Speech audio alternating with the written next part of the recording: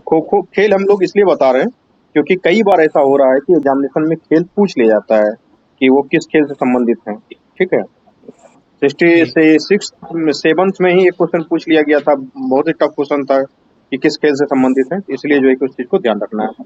ठीक है, तो नसरीन शेख हो गया, अररिया जिला से हो गया। ध्यान रखें कि 1 घंटे के दरमियान जो है ना आप चीजों को याद करते ही चलें, ऐसा नहीं कि इसको बाद के लिए छोड़ दें। इतना लंबा चौड़ा पीडीएफ पे पीडीएफ दे देंगे, पढ़ने में टाइम भी चला जाएगा और उतना चीजें याद भी नहीं कर पाएंगे। इसलिए साथ के साथ बोलते हुए चलें। ठीक है, बहुत बातें इसमें लिखी हुई है जो कि बहुत काम की नहीं है।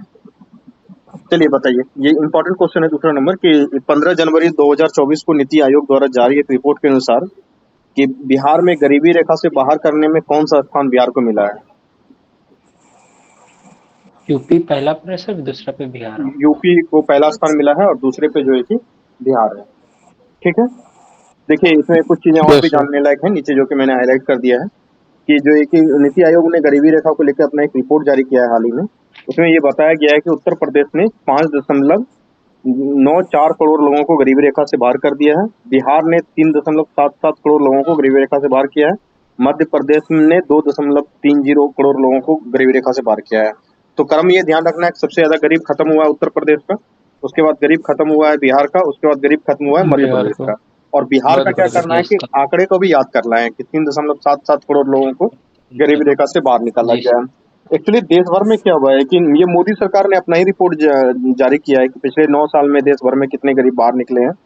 तो 24.82 करोड़, करीब करीब 25 करोड़ लोगों को गरीबी से बाहर निकाला है। तो ये जो डाटा है कि 24.82 करोड़, इस डाटा को ध्यान रखना है कि 24.82 करोड़ लोगों को पूरे भारत भर में गरीबी रेखा से बाहर निकाला गया। तो 2 डाटा इंपॉर्टेंट हो गया, एक तो बिहार से 3.77 करोड़, उसके बाद पूरे भारत की बात करेंगे 24.82 करोड़। ठीक है। जी सर। Yes sir. इसके बाद जो है कि इसमें क्या क्या पैरामीटर्स हैं, और दूसरी बात ये है कि मनमोहन सिंह की सरकार ने खुद ने भी कहा था कि हमने भी 25 करोड़ लोगों को गरीबी रेखा से बाहर निकाल, 22 करोड़ लोगों को उन्होंने आंकड़ा दिया था। ठीक है, और अभी ये 24 करोड़ लोगों का आंकड़ा दे रहे हैं। तो मेंस में अगर लिखने के काम आए तो मेंस में जो है कि आप एक अनुमान से लिख सकते हैं 44.52 करोड़, तो करीब करीब 45 करोड़ आबादी को जो है कि 2005 से लेकर अभी तक गरीबी रेखा से बाहर किया गया है। बहुआयामी गरीबी रेखा मतलब कि मल्टी डायमेंशनल पॉवर्टी से उन चीजों को बाहर कर दिया गया। इनमें जो है कि कुछ संकेतों को लिया गया है, तो कई बार संकेत पूछ लेते हैं, तो बस एक बार ध्यान में रखना है कि क्या क्या संकेत इसमें है। तो पोषण है, बाल और किशोर मृत्यु दर है, मातृत्व स्वास्थ्य है, स्कूली शिक्षा के बर्थ है, स्कूल में उपस्थिति है, खाना पकाने का ईंधन है, स्वच्छता है, पीने का पानी है, बिजली है, आवास है, संपत्ति है, बैंक खाता है। ठीक है, तो इसमें अगर मान लीजिए मल्टीपल क्वेश्चन में दे देता है कि 2 पहिया वाहन है, तो क्या है ऐसा क्या कुछ इसमें? नहीं सर। नहीं है, तो इन नो चीजों को सर। छांटने में कम आएगा आपको। ठीक है, चलिए, तो इसमें क्वेश्चन, इस क्वेश्चन में हमको 2-3 चीजें क्या याद करनी थी कि सबसे ज्यादा गरीबी खत्म हुआ उत्तर प्रदेश से, दूसरे नंबर पे बिहार पे, तीसरे नंबर पे मध्य प्रदेश से। बिहार बिहार, से हुआ मध्य प्रदेश में। 3.77 करोड़ लोग, और पूरे भारत में 24.82 करोड़ लोगों को बहुआयामी गरीबी से बाहर निकाल लिया गया है। तो 2 क्वेश्चन याद हो गया। ऐसे करके हम लोग भी 40-50 क्वेश्चन को याद कर लेंगे। ठीक है, चलिए देखिए यस तीसरा सर। क्वेश्चन है कि क्या कहते हैं कि निम्नलिखित में से बिहार के किस बालक को प्रधानमंत्री राष्ट्रीय बाल पुरस्कार 2024 से सम्मानित किया गया है? तो आपको पता है कि प्रधानमंत्री राष्ट्रीय बाल पुरस्कार जो है कि साहसिक कार्य करने के लिए, असाधारण योग्यता और उत्कृष्ट उपलब्धियों के लिए दिया जाता है, वैसे बच्चे जो कि बहुत साहसिक काम करते हैं। तो इसमें जो है कि बिहार के मोहम्मद हुसैन को जो है कि राष्ट्रीय बाल पुरस्कार से हुसैन। सम्मानित किया गया है। तो मोहम्मद हुसैन इनका नाम है, इसको ध्यान रखना है। इस चीज के लिए प्रधानमंत्री राष्ट्रीय बाल पुरस्कार के लिए 2024 से इसको सम्मानित किया गया है। ये क्या नाम है? मोहम्मद हुसैन को। ठीक है, इसमें और हुसैन। इसमें बहुत कुछ दिमाग नहीं लगाने का, बस याद करते जाना, बढ़ते जाना। जो वन लाइनर क्वेश्चन है उसको वन लाइनर की तरह ट्रीट करना है। ठीक है, इनका डिस्ट्रिक्ट भी पूछ सकता है सर? नहीं अब इतना छोटा छोटा तो पूछेगा नहीं, डिस्ट्रिक्ट खिलाड़ी वगैरह का पूछ लेता है कई बार। ठीक है, 4 नंबर देखिए कि हाल ही में किस स्टार्टअप को बिहार का best startup of the year से पुरस्कार दिया गया है? तो best startup of the year से सम्मानित किया गया मेडिवाइजर प्राइवेट मेडवाइजर लिमिटेड। पर। ठीक है, ये क्या हुआ है? ये बिहार के बेस्ट स्टार्टअप है, इंडिया के नहीं है, इस बात का ध्यान रखना है। सबसे पहले बिहार के ये best startup of the year है। स्टार्टअप दिवस 16 जनवरी 2024 को अधिवेशन भवन पटना में जो है कि बिहार स्टार्टअप पुरस्कार की घोषणा की गई थी। इसमें और भी कई सारे कैटेगरी हैं, कुछ कैटेगरी का हम लोग ध्यान कर लेंगे। तो सबसे पहले तो इसमें दिया कौन है? वही उद्योग मंत्री समीर कुमार महासेठ है, उन्होंने ही दिया होगा। तो जो है कि मेडिवाइजर प्राइवेट लिमिटेड जो है, इसका ये स्वास्थ्य से संबंधित, वो नाम से भी दिख रहा है कि ये स्वास्थ्य से संबंधित है। इसको जो है कि best startup of the year से सम्मानित किया गया है। इसके संस्थापक नीरज कुमार झा है। उसके बाद जो है कि वेद प्रवाह एरोस्पेस लिमिटेड, ये कृषि ड्रोन बनाता है। उसके बाद जो है कि बीरो पावर लिमिटेड, ये ई व्हीकल का काम करता है। ठीक है, और भी कुछ वर्गों में जो है कि स्टार्टअप है। तो ये स्टार्टअप का क्या करेंगे, आप नाम ध्यान रख लेंगे। नाम इसलिए ध्यान रख लेंगे ताकि मेंस में या इंटरव्यू में कभी लिखने बोलने का काम आए तो आप कहेंगे कि ऐसा नहीं है कि सर बिहार गरीब है, जब ऐसे ऐसे स्टार्टअप भी हमारे यहाँ है। तो एक दो का अगर ध्यान नाम आ जाए तो ठीक रहेगा। तो सबसे पहले तो मेडिवाइजर प्राइवेट लिमिटेड को मिला है, तो उसका नाम ध्यान रखना है। उसके बाद जो है कि आपको अलग अलग क्षेत्रों में एक दो स्टार्टअप का नाम लिखने के मेंस में काम आएगा। तो कृषि में जो है कि एग्रीकक्स एग्रोटेक, उसका सूचना प्रौद्योगिकी में है कि गौद्रिकी India digital labour private limited है।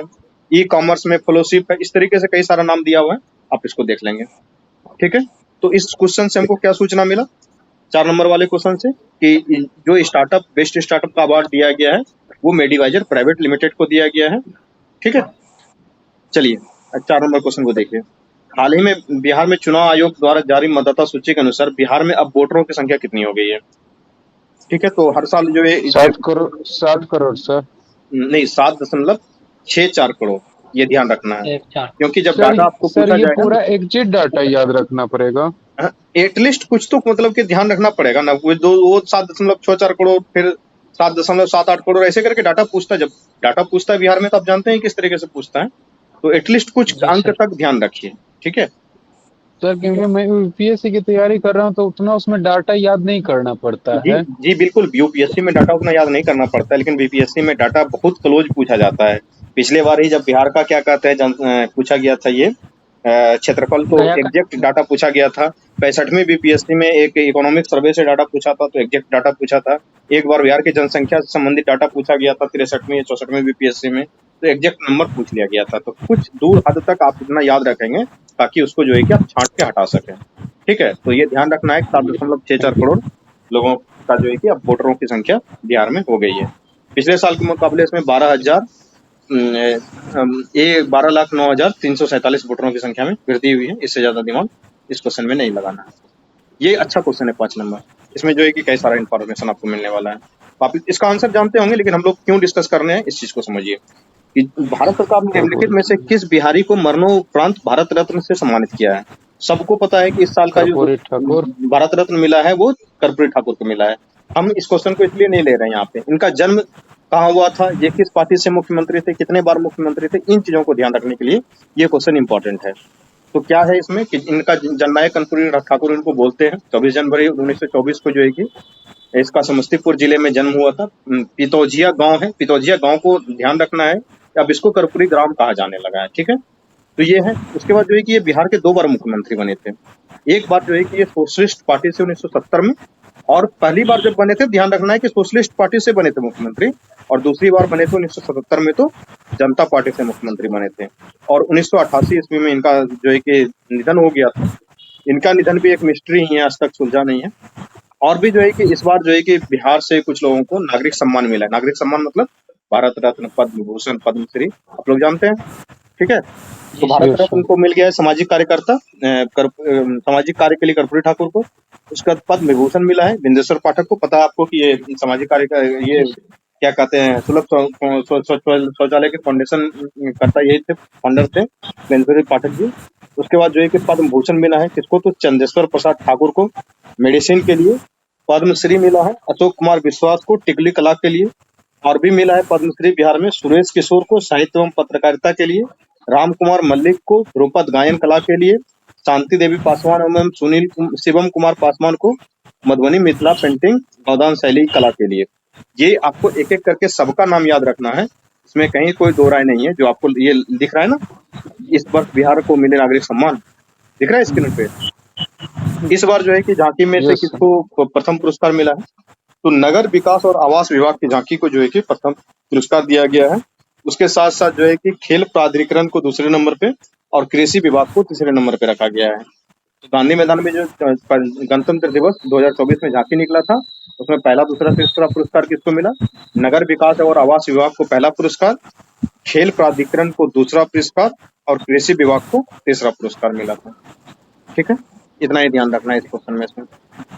चलिए 2024 में जो है कि हमारे कौन थे chief guest Manuel Macron Emmanuel Macron Manuel आए हुए थे। मैक्रोन ठीक है, और पहले जो है कि इंडोनेशिया के सुकरनो भारत के पहले गणतंत्र दिवस में आए थे नेहरू जी के समय।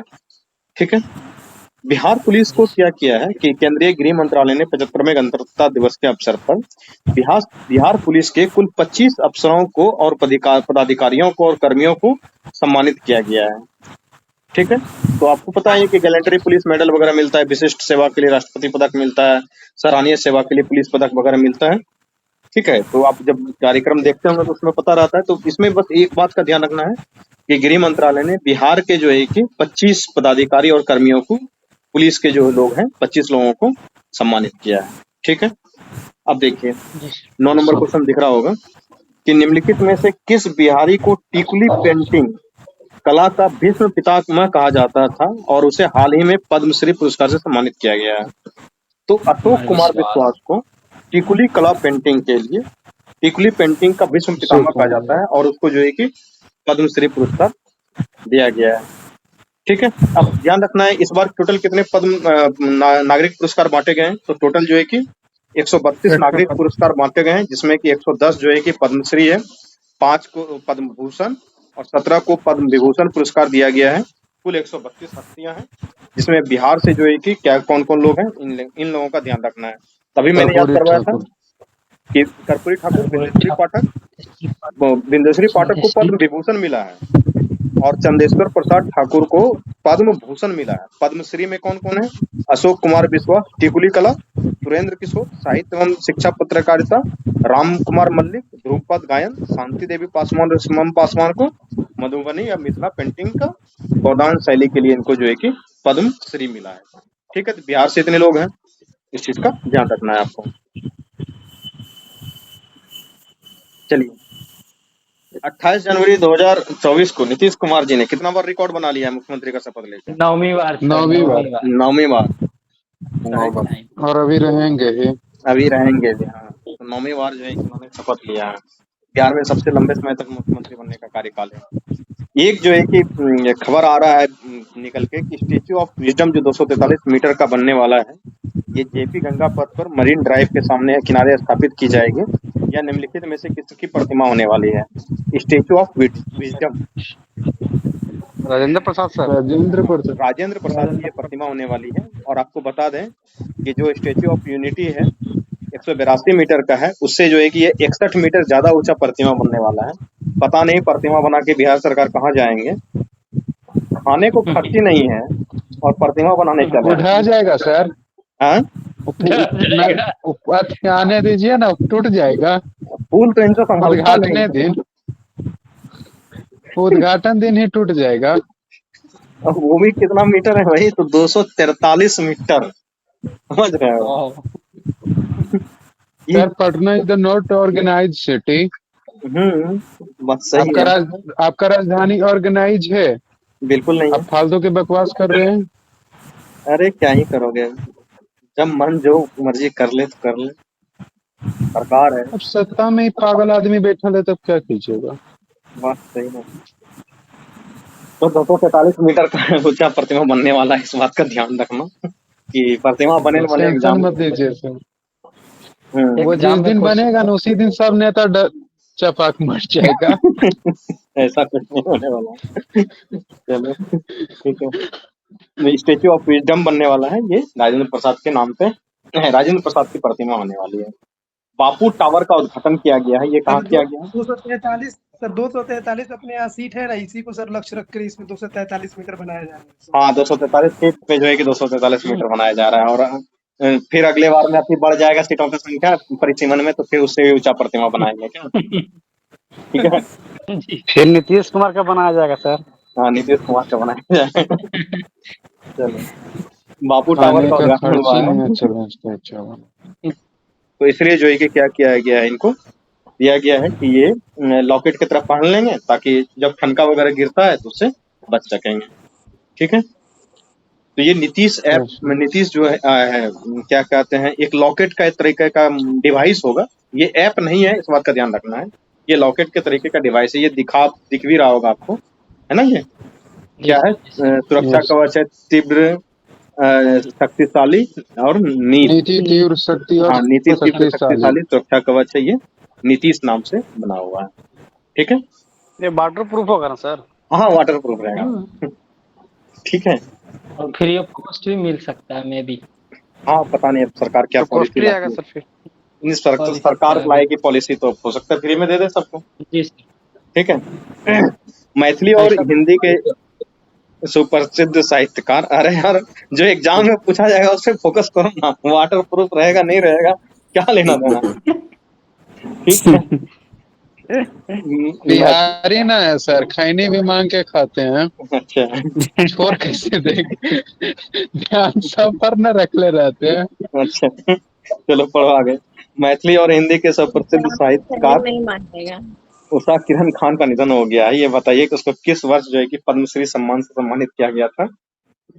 2015 में सर। 2015 में सर उषा लिखा हुआ है। किरण खान। ये ध्यान रखना है कि ये मैथिली और हिंदी के सुप्रसिद्ध साहित्यकार थी उषा किरण खान, उसका निधन हो गया है। वो 2015 में उसको जो है कि पद्मश्री से सम्मानित किया गया था। इसके द्वारा कुछ लिखी हुई रचनाएं हैं, इसको ध्यान रखना है। दरभंगा की लेरिया सराय की रहने वाली थी।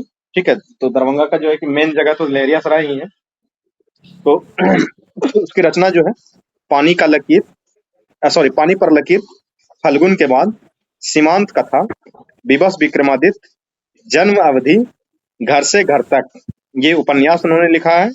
और नाटक जो उन्होंने लिखा है, कहाँ गए मेरे उगना, हीरा डोम, फागुन, एक का सिर ठाठ और मुस्कौल बला, ये उन्होंने जो है कि कुछ नाटक लिखा है। तो ये ध्यान रखना है कि जो सुप्रसिद्ध साहित्यकार थी उसका नाम क्या था, उषा किरण खान, और वो दरभंगा की रहने वाली थी, उसका अब निधन हो चुका है।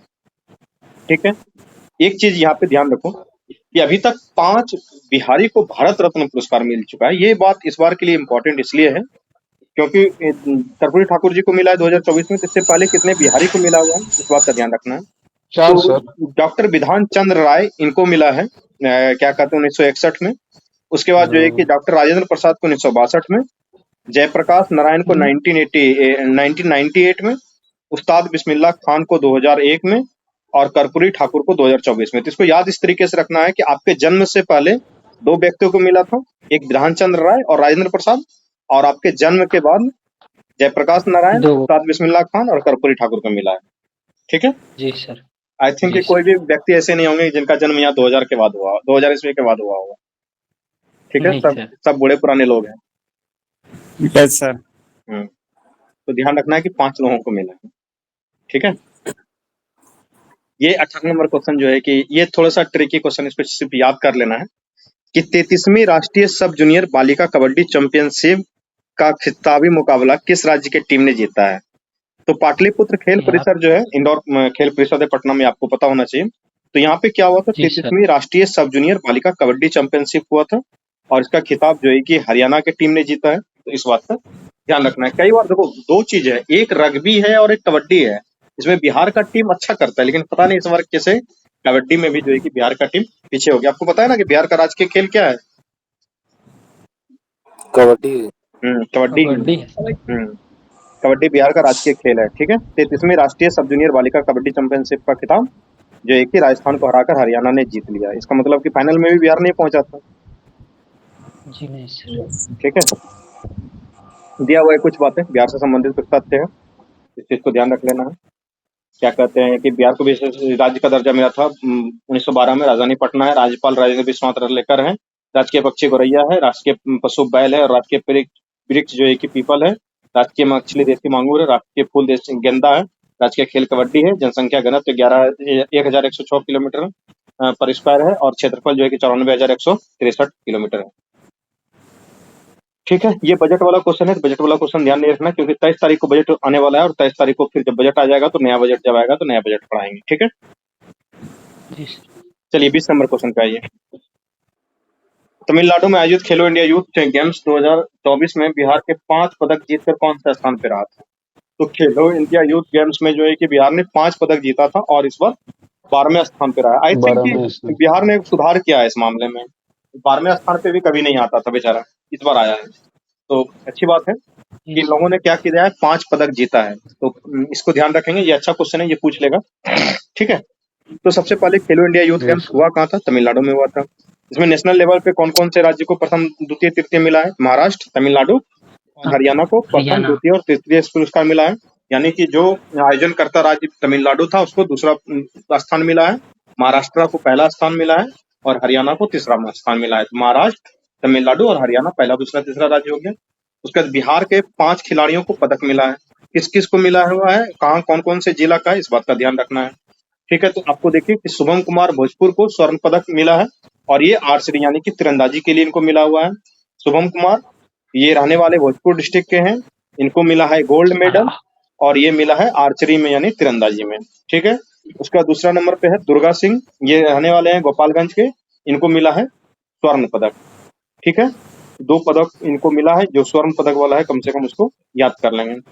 तो 2-3 बातें इसमें हम लोगों ने सीखा इस क्वेश्चन से कि खेलो इंडिया यूथ गेम हुआ था तमिलनाडु में। पहला स्थान महाराष्ट्र को, दूसरा स्थान तमिलनाडु को, तीसरा स्थान हरियाणा को। बिहार के 5 लोगों ने पदक जीता है, बिहार का स्थान 12वां है। और बिहार में पदक विजेता कौन है? तो शुभम कुमार भोजपुर के रहने वाले हैं, इन्होंने स्वर्ण पदक जीता है, ये तीरंदाजी में जीता है। और दुर्गा सिंह ये गोपालगंज के रहने वाले हैं, इन्होंने स्वर्ण पदक जीता है, 1500 मीटर की दौड़ में इन्होंने जीता है। उसके बाद एक पता है कि आपको खेलो इंडिया यूथ गेम्स भी होता है, ये सारा मोदी जी का द्वारा स्टार्ट किया गया था। तो खेलो इंडिया यूथ गेम्स, खेलो इंडिया यूनिवर्सिटी गेम्स, तो चौथे खेलो इंडिया जी यूनिवर्सिटी सर। गेम्स का आयोजन जो है कि इस बार किया गया था। ये सबके कहाँ पे हुआ था? तो उद्घाटन जो है कि गुवाहाटी असम में हुआ था। म्यूट कर लेंगे, ठीक है। हेलो म्यूट कर लो, कोई ना, कौन है? तो चौथे खेलो इंडिया यूथ गेम्स का उद्घाटन कहाँ हुआ था? गुवाहाटी असम में हुआ था। शुभंकर क्या है? तो इनका शुभंकर तालिका में सबसे ऊपर कौन रहा था? चंडीगढ़ यूनिवर्सिटी, दूसरे नंबर पे लवली प्रोफेशनल यूनिवर्सिटी और तीसरे नंबर पे गुरु नानक देव यूनिवर्सिटी। तो तीनों के तीनों पंजाब। से देखिए हम ही फर्स्ट होंगे। आप पीछे से फर्स्ट है, आगे से नहीं। ठीक है, हम लोग इसी यूनिवर्सिटी से है भारत हाँ से। चलो, गर्व की बात है कि तुम उसी यूनिवर्सिटी से हो। उसके बाद जो एक विंटर्स गेम्स भी होता है, तो चौथा संस्करण कहाँ हुआ है? गुलमर्ग में आई विंटर गेम ऑल्सो सर। ये हम्म, जम्मू कश्मीर सर। हाँ गुलमर्ग में हुआ है। तो ये क्वेश्चन 20 नंबर से हुआ इसका। इंफॉर्मेशन कितना मिल गया हमको कि 5 पदक जीता था बिहार के हाँ। लोगों ने, उसको जो है कि 12वां स्थान मिला है। तमिलनाडु में हुआ था खेलो India youth games, Maharashtra, Tamil Nadu और हरियाणा को पहला दूसरा तीसरा पदक मिला है। और बिहार के शुभम कुमार ने यस स्वर्ण सर। पदक और दुर्गा सिंह ने स्वर्ण पदक जीता है। इतना चीज ध्यान रखना है, ठीक है। और खेलो इंडिया यूनिवर्सिटी गेम्स का आयोजन हुआ था गुवाहाटी में। 5 में और से क्या बोले सर 5 में से 2 गोल्ड 3 सिल्वर। नहीं, 2 गोल्ड 2 सिल्वर 1 कांस्य। दो दो देखो, 2 गोल्ड 2 सिल्वर और 1 कांस्य जो है कि मिला है, ठीक है। ब्रॉन्ज। हम्म, 2 2 4 1 5 हो गया सर। 2 2 4 1 5 इस तरीके से मिला। देखो एक योजना है, ये अच्छा योजना है, बिहार सरकार ने लघु उद्यमी योजना स्टार्ट किया था। ये पता है किस चीज के लिए किया गया है स्टार्ट? जी सर, ये तो जो ये सर अति विश्वकर्मा स्किल है सर, जो नो नो नो, ये कास्ट सेंसस में 94 लाख परिवार को जो गरीब था उसको उठाने के लिए लाया गया। हाँ, बात सही है कि जो सप्रेस जो है ना उनको अपलिफ्ट करने के लिए लाया गया। अपलिफ्ट करने के लिए 2 लाख रुपए शायद। हाँ, लघु उद्यमी योजना लाया है, बात सही है। कि जो हमारा जातिगत गणना हुआ था, जनगणना नहीं गणना हुआ था, उसके आंकड़े सार्वजनिक होने के बाद बिहार के मुख्यमंत्री नीतीश कुमार ने ऐलान किया था कि जो 94 लाख परिवार है ना, वो बहुत ही गरीब हैं। तो उस 94 लाख परिवार को के उत्थान के लिए हर परिवार को लघु उद्योग स्थापित करने के लिए सरकार 2-2 लाख रुपया देगी। वो चिन्हित हैं, 94 लाख परिवार चिन्हित हैं। उसका क्राइटेरिया क्या बनाया है कि वो उसके पूरे परिवार की पारिवारिक आय जो है कि 6,000 रुपये से पर मंथ से कम है। यानी कि जिसका इनकम सर्टिफिकेट 72,000 रुपये से कम का बनता होगा बिहार में, वो क्या है? बहुत ही गरीब है। जो सबसे गरीब है उसकी संख्या क्या है? 94 लाख परिवार है बिहार में। और हमको लगता है आप लोगों में से किसी ना किसी का भी इनकम सर्टिफिकेट 72,000 से कम का बना होगा, ऐसा है? सर 1 लाख से कम का नहीं बनाता है। 80,000 का बनवा 1 लाख 80,000 का बना दिया। देखो ये 80,000 का बनवाया है, अब नहीं बनाता है। 70-72,000 का तो मुश्किल करता है। नहीं सर, कैसे बना दिया पता नहीं, मैंने ऐसे फील कर दिया और फिर बना कर दे दिया। वाह, क्या बात है। इससे भी बिहार कुछ ज्यादा गरीब क्या बात है सर। 500 करोड़ की पूजा खेर कर, हाँ जब ओबीसी में क्रीमी लेयर से नहीं नॉन क्रीमी लेयर में आ सकती है, तो फिर बना दिया इनका भी।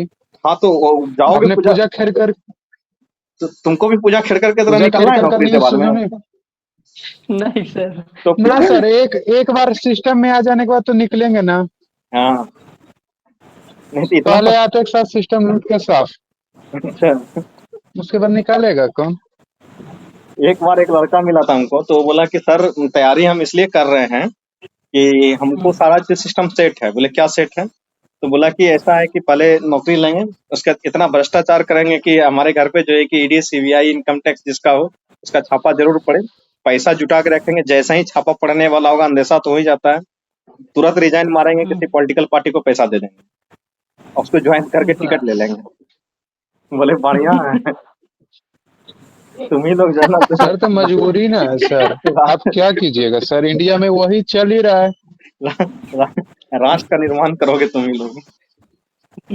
देखो सर राष्ट्र का तो पता नहीं, बस परिवार का निर्माण जरूर कर लेंगे। अरे मेहनत से कमाओ, ईमानदारी से जियो। ठीक है, आगे बढ़ो। देखो हालिया आंकड़ों के सर जब आधार एक आदमी 5,000 करोड़ का बेटे का शादी करता, उसके घर पे छापा नहीं पड़ रहा सर, और अरे हम ईमानदारी की बात करें। अरे देखो पैसा भारत में कमाने का कोई मनाही थोड़ी ना है, बस पैसा है कि आप इनकम टैक्स भरते जाइए, मनाही कमाते है जाइए। सर, कैसे इनकम इनकम टैक्स भर टैक्स सकते दीजिए हैं आप, आप? कमाइए जितना मांगे कमा।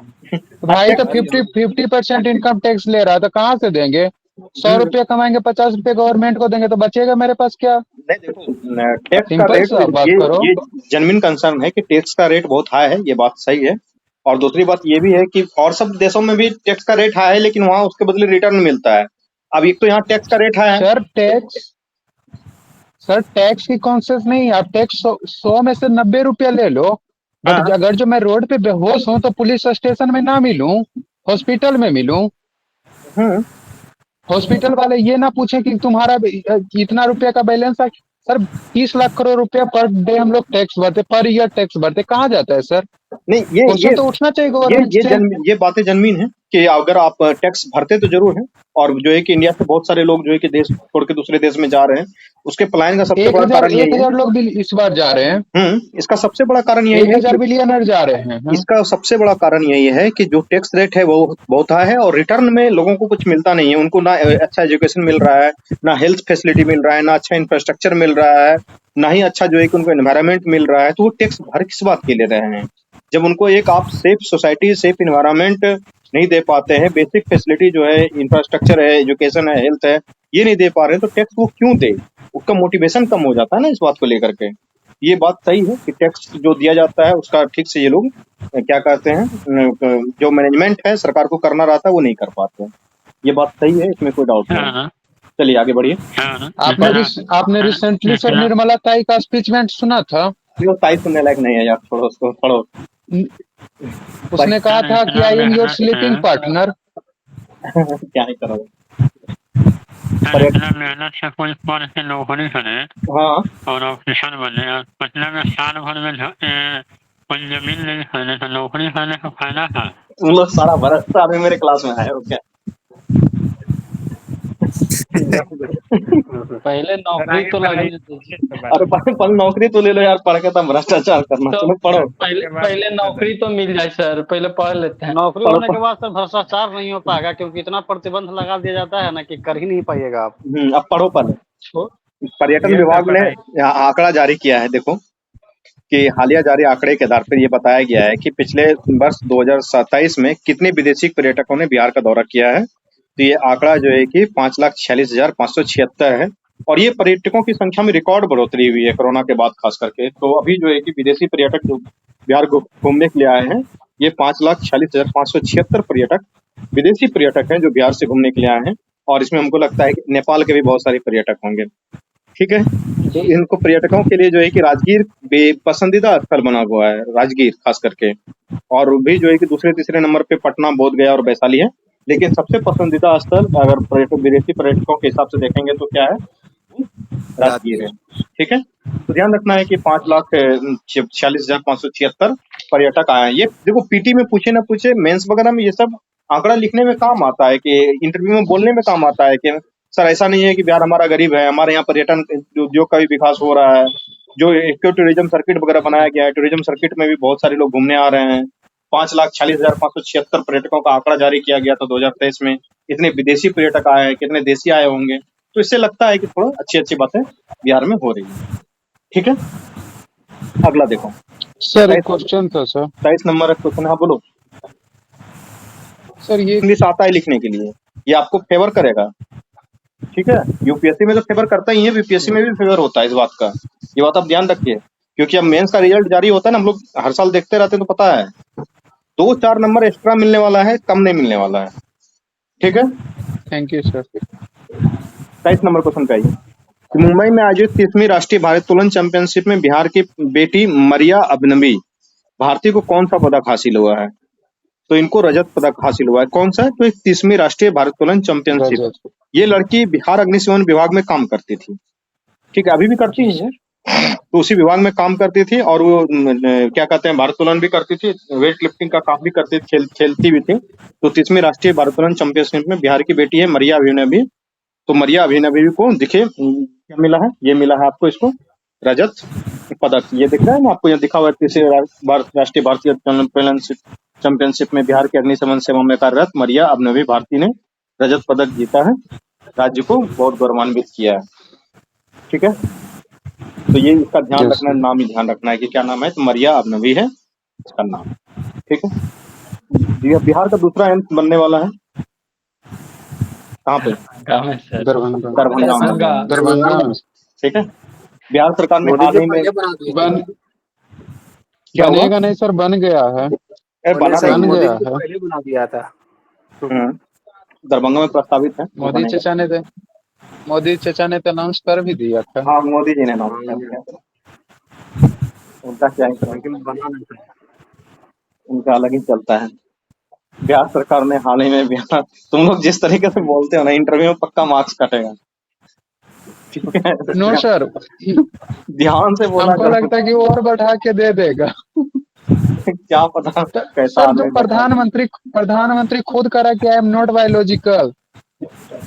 अब प्रधानमंत्री तुम नहीं है ना, उसका बात करेगा तुम। ठीक है, देखो सर आप चलिए। सुन लीजिए, बल हम बायोलॉजिकल पैदा नहीं हुए, हम अवतार हुए हैं। अरे वो तो ठीक है, क्या ही करोगे, प्रधानमंत्री है भाई, कुछ भी फेंक सकते हैं वो। बिहार सरकार ने हाल ही में बिहार इंटर्नशिप नीति को मंजूरी दिया है। बताइए कि इस नीति के तहत इंटर्नशिप करने वाले को कितनी छात्रवृत्ति दी जाएंगी? ठीक है, 25,000। 25,000 रुपया मिलेगा। 25,000। और जो इंजीनियरिंग कॉलेज में आजकल लड़का पढ़ता है ना बिहार सरकार में, उसको 10,000 रुपया मिलता है, पता है? हम लोग पढ़ते तो उसमें नहीं मिलता था। अभी बिहार सरकार में 10,000 रुपया देता है इंटर्नशिप के नाम से। वो 7वें सेमेस्टर में जाते हैं ना इंटर्नशिप करने के लिए, एनटीपीसी वगैरह में जाया करते थे इंटर्नशिप करने के लिए, तो वहाँ पे 10,000। Yes sir. और जो है कि क्या कहते हो, जो ऐसे बिहार में इंटर्नशिप करेगा उसको 25,000 रुपया मिलेगा। ठीक है, तो ये अच्छी बात है कि बिहार सरकार इंटर्नशिप को बढ़ावा दे रही है। ट्रैफिक का ऑडिट करवाया है बिहार सरकार ने। ठीक है, तो कौन सा राज्य जो है कि ट्रैफिक का ऑडिट करवाने वाला पहला राज्य बना है? तो बिहार बना हुआ है। ठीक है, बिहार। क्या हुआ आता है ट्रैफिक ऑडिट? ट्रैफिक ऑडिट होता है कि राज्य के बड़े बड़े शहरों में क्या किया जाता है कि यातायात व्यवस्था को सुनिश्चित करने के लिए वैज्ञानिक तरीके से सर्वे किया जाता है। तो आपको पता होगा कि इसमें हर जगह आपको देखे होंगे कि सीसीटीवी कैमरे वगैरह लगाए गए हैं, कितना वाहनों की संख्या है शहर में, वाहन का संख्या और सड़कों का घनत्व क्या है, उसका रेशियो, कितना दबाव है। ठीक है, ये सब निकाला जाता है इसके ट्रैफिक ऑडिट से। ठीक है, तो बिहार ने जो है कि ट्रैफिक ऑडिट करवाया है और देश का ये ऐसा पहला राज्य बन गया है। ठीक है, चलिए। झारखंड में हालिया आयोजित 67वें नेशनल स्कूल गेम्स 2023-24 के बसु प्रतिस्पर्धा में बिहार के प्रतिभावान खिलाड़ियों ने कितने पदक अपने नाम किया है? तो बसु प्रतिस्पर्धा में जो है कि 10 पदक अपने नाम किया है। इसमें से किसी का भी नाम याद रखने का जरूरत नहीं है। ठीक है, तो ये बताइए, ये नहीं देखना है, ये देखना है, ये देख लीजिए थोड़ा सा जो विभाग का बंटवारा हुआ है तो ध्यान रख लीजिए, एक बार पढ़ लेना है इसको। ठीक है, तो एक बार इसको पढ़िए ध्यान से। विजय कुमार सिन्हा को कौन सा मिला है, विजेंद्र प्रसाद को क्या मिला है, क्या है कि मैच कराने के लिए पूछ लेता है कई बार। ठीक है, 2 मिनट ध्यान से इसको देखिए।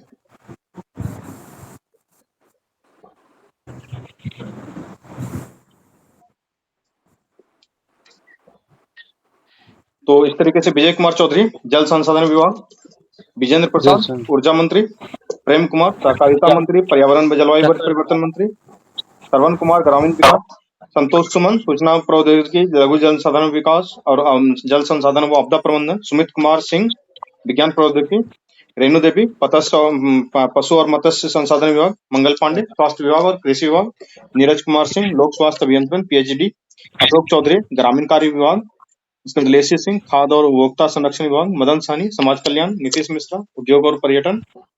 ठीक है, उसके बाद जो है कि नितिन नवीन नगर विकास आवास विभाग, दिलीप कुमार जायसवाल राजस्व और भूमि सुधार विभाग, महेश्वर हजारी सूचना और जनसंपर्क विभाग, शीला कुमारी परिवहन विभाग, सुनील कुमार शिक्षा मंत्री। बिहार के शिक्षा मंत्री कौन है? सुनील कुमार। सुनील कुमार। ठीक है। जनक राम अनुसूचित जाति अनुसूचित जनजाति कल्याण विभाग, हरीश साहनी पिछड़ा वर्ग अति पिछड़ा वर्ग कल्याण विभाग, उसके बाद कृष्णानंदन प्रसाद पासवान गन्ना और उद्योग विभाग, जयंत राज भवन निर्माण विभाग, मोहम्मद जमाल खान अल्पसंख्यक कल्याण विभाग, रत्नेश सदा मद निदेश और उत्पादन विभाग, केदार प्रसाद गुप्ता पंचायती राज विभाग, सुरेंद्र मेहता खेल विभाग और संतोष कुमार सिंह श्रम संसाधन विभाग। बस एक दो बार ध्यान में रख लेना, कहीं कि कई बार ये चीजें पूछ ली जाती है। ठीक है, म्यूट कर ले। कौन 19 करोड़ गाय है, तो ये बताइए कि इसमें से कितना गाय बिहार में है? तो कितना प्रतिशत गाय बिहार का है? तो 7.95% गाय बिहार का है, और इसमें जो है कि इसकी संख्या अगर निकालेंगे तो 1.54 करोड़ संख्या में हो जाएगा। ठीक है। 11 फरवरी को गांधी घाट में जो है कि डॉल्फिन मृत पाया गया था, तो ये बताना है कि डॉल्फिन को किस वर्ष जो है कि जलीय जीव घोषित किया गया था, बताइए। 2010 में इसको डॉल्फिन को क्या किया गया था? जलीय जीव घोषित किया गया था। ठीक है। ये आपको पता है कि पटना में जो है कि डॉल्फिन रिसर्च सेंटर भी खोला गया है, तो इस चीज का ध्यान रखना। Yes sir. नंद किशोर यादव हाल ही में विधानसभा के नए स्पीकर बनाए गए हैं, तो वो नंद किशोर यादव भाजपा के हैं, आप सबको पता होगा। ठीक है। उसके बाद एक जो अच्छा न्यूज निकल के आया है कि बिहार के किस जिले में कल्लू घाट पर बने अंतर्राष्ट्रीय बंदरगाह का उद्घाटन 15 फरवरी 2024 को किया गया है। तो कल्लू घाट कहाँ है भाई? कल्लू घाट कहाँ है? छपरा में सर। सारण में। छपरा में। हाँ, ये यहाँ पे अंतर्राष्ट्रीय बंदरगाह बनना है। ठीक है, पता नहीं कौन सा जहाज चलेगा इसमें। पानी रहता ही नहीं तो जहाज किधर से चलेगा भाई? कुछ भी, उसमें भी अंतर्राष्ट्रीय बंदरगाह। बिहार में नाव चले नहीं इन लोगों से। फिर हम बोलते हैं सर, तो आप कहते हैं कि तुम बोलता है। क्या ही करें? हम बोलेंगे तो फिर कहिएगा सर कि तुम बोलता है। सर तुम बोलो, तुम भी बोलो भाई। तुम ही बोलो। तो बिहार में कितने करोड़ का बजट पेश किया गया, बताओ जरा तुम। 2,78,275 का होगा सर। 2,78,275 करोड़ रुपए का बजट पेश किया गया इस बार बिहार में, ये ध्यान रखना है। और अभी तक का जो है कि सबसे बड़ा बजट है ये। तो हर साल जब बजट पेश होगा ना, वो हर बार का सबसे बड़ा बजट ही होने वाला है। क्यों? क्योंकि धीरे धीरे 275 बोलना। सॉरी 2,78,725 करोड़ रुपए है। 2,78,725। ठीक है, तो ये ध्यान सर रखना। डॉल्फिन वाला क्या सर? डॉल्फिन वाला तो 9 होना चाहिए ना उसका? क्या नहीं समझे? नहीं, 2010 में हुआ था, डॉक्टर मनमोहन सिंह ने किया था। 2010 में गंगा जो डॉल्फिन है उसको राष्ट्रीय वन्य जीव घोषित किया गया है, राष्ट्रीय जलीय जीव घोषित किया गया है डॉल्फिन को। ये 2010 होगा इसका आंसर। जी सर। देखिए है ना लिखा हुआ। मनमोहन सिंह सरकार ने 14 में प्रधानमंत्री जब थे 2010 में गंगा डॉल्फिन को राष्ट्रीय जलीय जीव घोषित किया गया है। ये डॉल्फिन जो है कि गंगा, गंडक, कोसी, महानंदा नदी में पाया जाता है। इसको जो है कि राज्य में सॉस भी बोला जाता है। ठीक है, और पटना में डॉल्फिन रिसर्च सेंटर खुला। ठीक है, बिहार का बजट है 2,78,725 करोड़ रुपए का। चलो, उसके बाद है कि बिहार के किस जिले में अवस्थित Indian institute of information technology ने दुनिया का सबसे छोटा सेमीकंडक्टर चिप का निर्माण किया है? तो ये ट्रिपल आईटी भागलपुर। हाँ, वहीं पे जो है कि इसको खोला गया है। अभी जो बिहार में बजट पेश किया गया है, तो सर्वाधिक आवंटन किस विभाग को गया है? शिक्षा विभाग होगा। शिक्षा विभाग को गया है सर्वाधिक आवंटन। ये कई साल से जा रहा है। कारण क्या है? तो शिक्षकों की संख्या इतनी हो गई है, ऊपर से सरकार ने शिक्षा विभाग का बजट भी बढ़ाया है। पिछले बार भी ऐसा ही था, इस बार भी ऐसा ही है। ठीक है। राज्य में स्टार्टअप इकोसिस्टम को बढ़ावा देने के लिए किस बैंक के साथ समझौता किया गया है? तो सिडबी के साथ समझौता किया है। आप लोग पता है कि small development bank of India SIDBI है, से 50 करोड़ रुपए बिहार को स्टार्टअप स्केल के लिए वित्त प्रोत्साहन कोष मिलेगा। 85 करोड़, हमको लगा 50,000 करोड़ का बात कर रहा है, तो 85 करोड़ दे रहा है। ठीक है। आरएस भट्टी ने जो है कि किसे दिया है, देखो हुआ था क्या है ना कि मुजफ्फरपुर जिले में एक रेल एसपी थे, वो डॉक्टर आशीष कुमार आशीष उनका नाम है। 27 फरवरी 2024 को बिहार के डीजीपी आरएस भट्टी ने केंद्रीय गृह मंत्री द्वारा प्रदत्त जो सर्वश्रेष्ठ सर्वोत्कृष्ट अनुसंधान पदक से सम्मानित किया गया है इन्हीं को। तो ये डॉक्टर कुमार आशीष हैं, ये रेल एसपी हैं मुजफ्फरपुर के। ठीक है। रेल एसपी का मतलब क्या हुआ? रेल एसपी तो मतलब होता है सर बिहार के चारों जोन में जो एसपी होता है। बिहार में 4 रेल जिले हैं, ठीक है। जी सर। और उसके अपने ही पूरे सिस्टम चलते हैं, उसके एसपी होते हैं, उसके डीएसपी होते हैं, उसके अपने क्या कहते हैं कांस्टेबल रहते हैं। क्या मनोज, ऐसा ही है ना? जी सर। तुम क्या नाम पूरा है? जितना भी विभाग जितना भी विभाग में सबका अलग अलग एसपी होता है सर। आरती के बाद का अलग होता है, फिर सीबीआई का अलग, सीबीआई का अलग होता है, सबका अलग अलग अपना अपना एसपी। तुम किसमें कार्यरत है? डीएसपी होता है क्या सर? तुम किसमें कार्यरत है? जमालपुर जोन में सर। जमालपुर जोन में। अच्छा, क्या? भागलपुर थाना में। अच्छा, भागलपुर थाना में है तुम, जमालपुर जोन में। तो 4 जिले हैं ना, जमालपुर में है, कटिहार में है, मुजफ्फरपुर में और पटना में। मुजफ्फरपुर पटना। बिहार में 4 रेल जिला है, इस चीज का ध्यान रखना कि मुजफ्फरपुर में है, पटना में है, जमालपुर में है और कटिहार में है। ये रेल का अलग जिला है। चलो, भारत रत्न दिया गया है किसको? कर्पूरी ठाकुर को। और इसके बाद ये बताना है कर्पूरी कि ठाकुर इस बार जो है कि और भी लोगों को भारत रत्न दिया गया है भारत में। तो कर्पूरी ठाकुर के साथ साथ किसको किसको मिला था? एम एस स्वामीनाथन, चौधरी चरण सिंह को सर, पीएम नरसिम्हा राव को सर, हाँ एम एस स्वामीनाथन, हाँ, और लालकृष्ण आडवाणी को भी दिया 3 गया। लोगों को दिया जाता था, लेकिन इस बार 4 लोगों को दिया गया सर। 5 हो गया होगा। 5 लोगों को दिया गया। कर्पूरी ठाकुर, एम एस स्वामीनाथन, चौधरी चरण सिंह, पीवी नरसिम्हा राव और लालकृष्ण आडवाणी। ठीक है, ये ध्यान रखना कि एम एस स्वामीनाथन, चौधरी चरण सिंह, पीवी नरसिम्हा राव और लालकृष्ण आडवाणी और कर्पूरी ठाकुर, इन लोगों को जो है कि इस बार मिला हुआ क्या कहते हैं भारत रत्न। ठीक है। सर विकिपीडिया दे रहा है डॉल्फिन वाला 5 अक्टूबर 2009। क्या दे रहा है विकिपीडिया? 5 अक्टूबर 2009 को जलीय जीव घोषित किया गया। 5 अक्टूबर 2009 दे रहा है। यस, इसको मिलाना पड़ेगा फिर। डॉल्फिन को घोषित किया गया था 2009 में बिहार का राष्ट्रीय। नहीं, वो भारत के स्तर पे, बिहार के स्तर पे कुछ घोषित नहीं हुआ है। जो भी हुआ है भारत के स्तर पे हुआ है। हो सकता है क्योंकि जो डॉल्फिन दिवस मनाया जाता है वो 5 अक्टूबर को ही मनाया जाता है। तो आई थिंक कि तुम्हारा सही है, 5 अक्टूबर 2009। इसमें जो लिखा हुआ है ये गलत है, फिर वो 2009 ही होगा। तो क्या है कि वो घोषणा हुआ है ना दिवस मनाने का, उसमें 5 अक्टूबर ही दिया हुआ है। तो 5 अक्टूबर 2009 हो सकता है तुम्हारा सही, इसमें कोई डाउट नहीं है। ठीक है। मिशन दक्ष चलाया जा रहा है राज्य में, किस बात के लिए? अच्छा, कुणाल क्या बोलना है? कुणाल कुछ बोलना है? सर, ये डॉल्फिन को कंजर्व करना इतना क्यों जरूरी है? डॉल्फिन को कंजर्व करना इतना क्यों जरूरी है, बताइए जी, क्यों जरूरी है? डॉल्फिन होता क्या है ना, डॉल्फिन फ्रेश वाटर में पाया जाता है। ठीक है। और डॉल्फिन को फ्रेश वाटर इंडिकेटर के नाम से जाना जाता है। मतलब कि जिस नदी में डॉल्फिन पाया जा रहा है, इसका मतलब क्या है कि उसका पानी क्या है, पूरी तरीके से शुद्ध है। जितना ज्यादा डॉल्फिन उतना बढ़िया पानी, उतना साफ स्वच्छ पानी। इसलिए डॉल्फिन को बोला जाता है फ्रेश वाटर इंडिकेटर। इसलिए इसका जो है कंजर्वेशन करना बहुत ज्यादा आवश्यक है। ठीक है, इसलिए उसको राष्ट्रीय जलीय जीव कहा जाता है डॉल्फिन को। समझ में आया बात? और ये ह्यूमन नेचर से इंटरेक्ट भी बहुत जल्दी कर लेता है सर। ये सारी बातें तुम्हारी इंपॉर्टेंट है, इसमें कोई डाउट नहीं। ठीक है, तो इसलिए डॉल्फिन को कंजर्व करना जरूरी है। और दूसरी बात है कि हर जीव को कंजर्व करना जरूरी है। ऐसा नहीं कि सिर्फ डॉल्फिन की बात है, हर जीव हमारे लिए इम्पोर्टेंट है।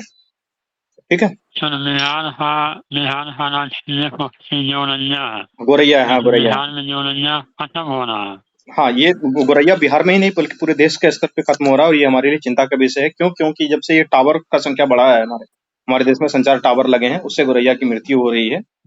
ठीक है, गोरैया के लिए उसके लिए दिवस भी मनाया जाता है, एक डेडिकेटेड दिवस भी है। ठीक है, तो काफी कंसर्निंग बात है गोरैया का संख्या खत्म होना। देखो, किसी भी जानवर का खत्म हो जाना ये किसी भी इन्वायरमेंट के लिए, इकोसिस्टम के लिए ठीक नहीं है।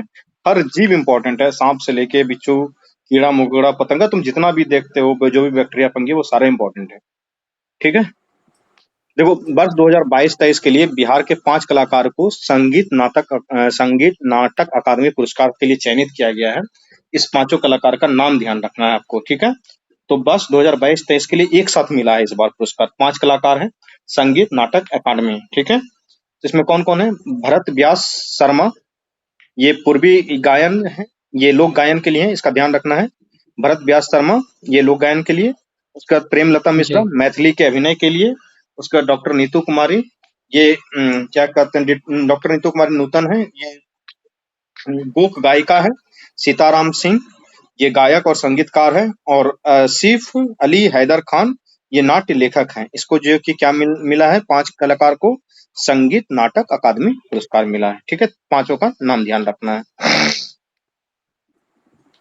उसके बाद देखिए, इनको मिला है, मधुबनी की ये रहने वाली हैं गायिका मैथिली ठाकुर। इसको कौन सा अवार्ड मिला है? नेशनल क्रिएटर अवार्ड में।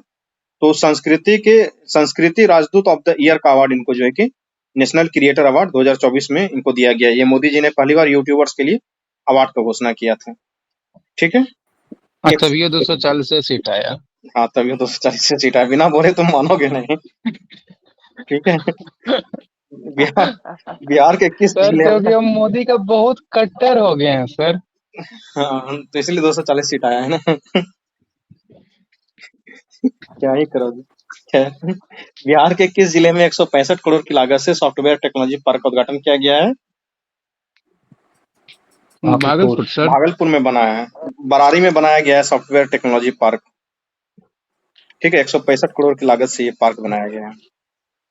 बरारी का नहीं है सर? बरारी उधर गंगा पुल है ना, जिधर उधर ही बरारी इंडस्ट्रियल एरिया भागलपुर का उधर। गंगा उस तरफ। हाँ, गंगा पुल की तरफ, जिधर से नौगछिया जाता है ना, पुल पार मॉल से जो निकलता है सर, जो पुल गया एफएम मॉल से जो पुल निकलता हुआ है ना सर। हाँ, वही बरारी में ही एफएम मॉल खुला हुआ है।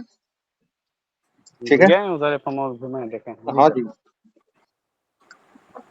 भागलपुर में हालिया आयोजित कवि सम्मेलन में हिंदी साहित्य के शिरोमणि अवार्ड से सम्मानित किया गया है। ये विक्रमशिला हिंदी विद्यापीठ के तत्वावधान के तहत ये कवि सम्मेलन करवाया जाता है भागलपुर में। और ये क्या कहते हैं, राम असरले गोयल को जो है कि हिंदी शिरोमणि अवार्ड से सम्मानित किया गया है। इतना छोटा छोटा अवार्ड इसलिए याद करना है कि 68वीं बीपीएससी में एक बार पूछ लिया था, ऐसे व्यक्ति का नाम पूछ लिया था कि सोच भी नहीं सकते हैं हम लोग। ठीक है, बिहार लोक सेवा के आयोग के अध्यक्ष कौन है? परमार रवि मनु भाई। इन्होंने नया प्रमाण क्या जारी किया है? Percentile plus normalisation. हाँ, परसेंटाइल प्लस नॉर्मलाइजेशन होगा। हर सेंटर के लिए अलग अलग कलर कोड में पेपर छपेगा और विद्यार्थी को सरप्राइज दिया जाएगा। 3 घंटे बाद भी बताया जाएगा, 3 घंटे पहले। ये तो बहुत गलत है, इसका घोर विरोध होना चाहिए। अगर विरोध नहीं होता है, बीपीएससी मजाक बन के रह जाएगा। किसका सिलेक्शन होगा किसका नहीं होगा ये किसी को पता नहीं चलने वाला है। ये बहुत गलत नीति लागू होने वाला है। और ये इसी के तहत शायद ये एग्जाम हो भी रहा है टीचर वाला, पता नहीं। इन लोगों को तो विरोध करने का टाइम नहीं मिला है, लेकिन 17वीं बीपीएससी में इसका घोर विरोध होना चाहिए और बीपीएससी होने से पहले इस बात का विरोध होना चाहिए। ये बहुत गलत नीति लागू होने जा रहा है। 67 में जैसे हुआ था ना, सेम टू सेम उसी तरीके से। ठीक है, चलिए, निम्नलिखित में बिहार के कौन शिक्षा मंत्री हैं? तभी मैंने बताया था।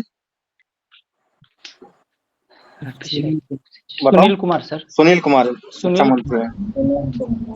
ठीक है, उस समय याद कर लिया था ना मंत्रिमंडल। बताओ, रेणु देवी कौन सा मंत्री है? मत्स्य वाला है सर। मत्स्य वाला है। अशोक चौधरी जी, अशोक चौधरी ग्रामीण विकास। और संतोष कुमार सिंह श्रम संसाधन विकास है। और सुरेंद्र मेहता भूल गए सर, खेल विभाग है। ठीक है, और उसके बाद मंगल पांडे स्वास्थ्य और कृषि विभाग। लेसी सिंह परिवहन। खाद्य और उपभोक्ता संरक्षण मिला इसको। खाद्य एवं उपभोक्ता संरक्षण विभाग है सर। हाँ, शीला कुमारी को परिवहन मिला है। ठीक है, मैसूर हजारी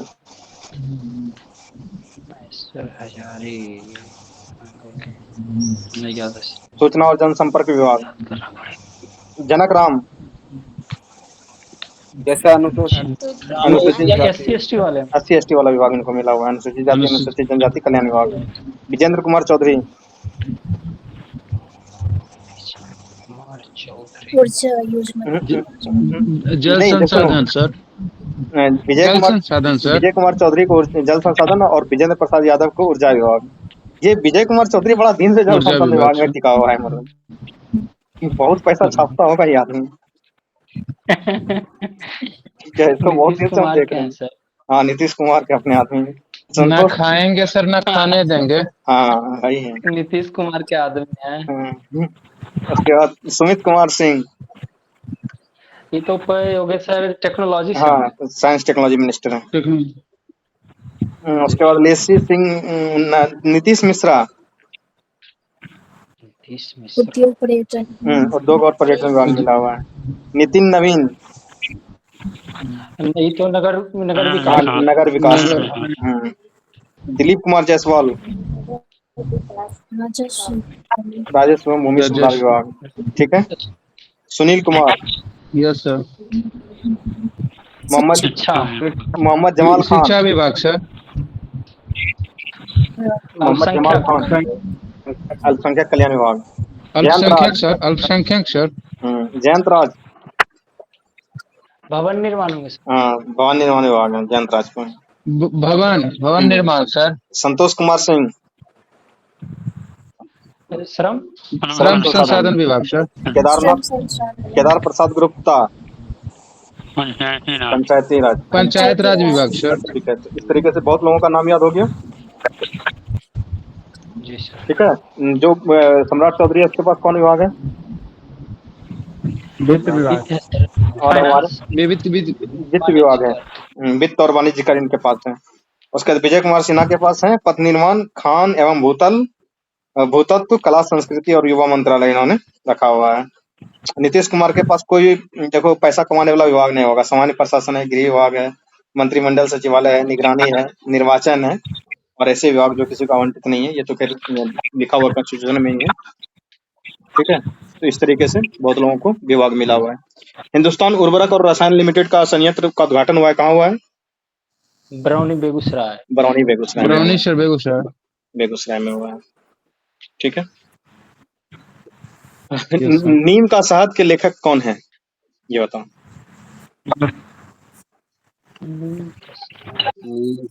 डॉक्टर राज्यवर्धन आजाद जो है, इन्होंने नीम का शहद एक किताब लिखा है। ये बहुत बड़े अथी हैं, क्या कहते हो, आंख के ये बहुत बड़े डॉक्टर हैं, आई स्पेशलिस्ट हैं।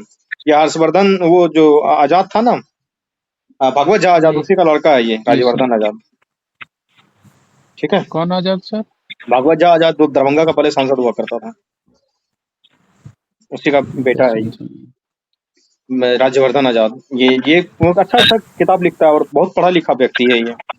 और ये इन्होंने इससे पहले जो है कि किताब लिखा था सोने का हाथ, मतलब कि डॉक्टर का जो हाथ होता है वो सोने का हाथ होता है। इन्होंने एक किताब लिखा था। ठीक है। तो 11:15 हो गया है। इस तरीके से हम लोगों ने करीबन 50-60 क्वेश्चन को हंसते खेलते याद कर लिया। उसमें बहुत सारे इन्फॉर्मेशन को भी ध्यान रखा। और कल जो है कि आप लोगों को एक टेस्ट सीरीज मिलेगा बनाने के लिए, उस टेस्ट सीरीज को बनाइएगा। ठीक है। उसके बाद हम लोग जो है कि एक होमवर्क सीरीज स्टार्ट करने वाले हैं, वो बीपीएससी को डेडिकेटेड होमवर्क सीरीज होगा। ठीक है। उसमें काफी सारे जो है कि नए प्रयोग हम लोग करने वाले हैं। इस बार आपको डेली होमवर्क दिया जाएगा, उसका फिर जिस तरीके से डिस्कशन करते हैं इसी तरीके से डिस्कशन किया जाएगा। उसके बाद उसमें जांच भी किया जाएगा आपने कितना पढ़ाई किया नहीं किया, ताकि एक डिसिप्लिन बने। बीपीएससी का नोटिफिकेशन आने में थोड़ा सा लेट है, तो हम लोग सोच रहे हैं कि इसका पूरा फायदा उठाएं और जब भी एग्जाम हो, सितंबर में हो या फिर अक्टूबर में हो। अगर अगस्त में 15 अगस्त तक आ गया तो सितंबर में ही हो जाएगा, अगर नहीं हुआ तो अक्टूबर में आएगा।